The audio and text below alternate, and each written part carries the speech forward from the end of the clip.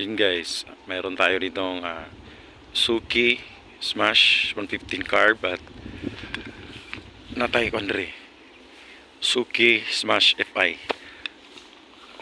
Guys, ito yung FI guys, yun yung promo niya guys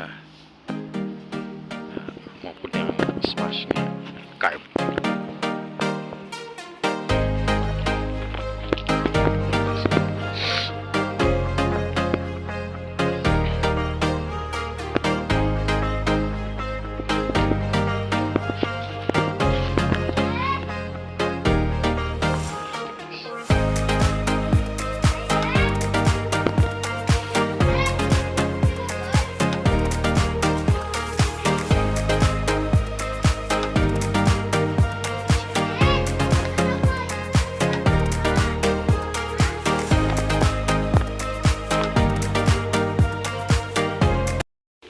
So guys, mo ni ang yahang board panel sa FI guys. So pasensya na guys akong medyo silaw.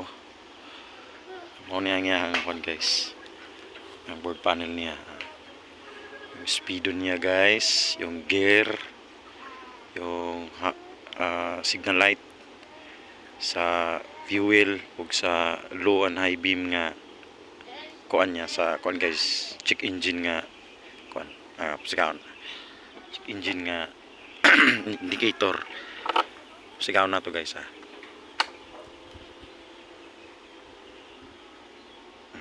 neutral niya guys nya check engine niya kana siya guys, mawala ra na siya pag maka-under na guys.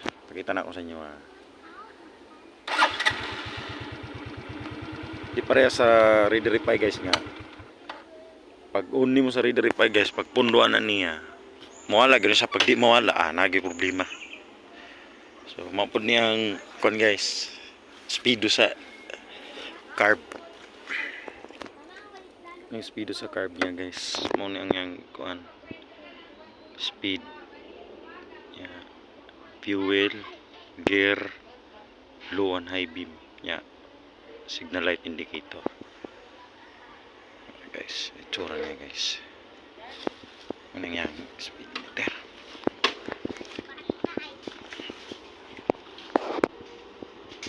So asa mo sa duha guys, sa carb or sa FI? Sa gas guys, tipid kayo ni gas, mas tipid ni 68 kilometers per liter.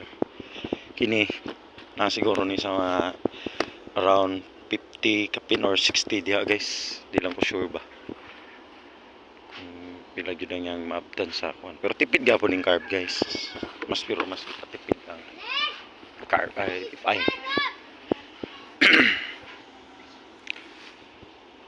Peace, ride safe, see you on the road.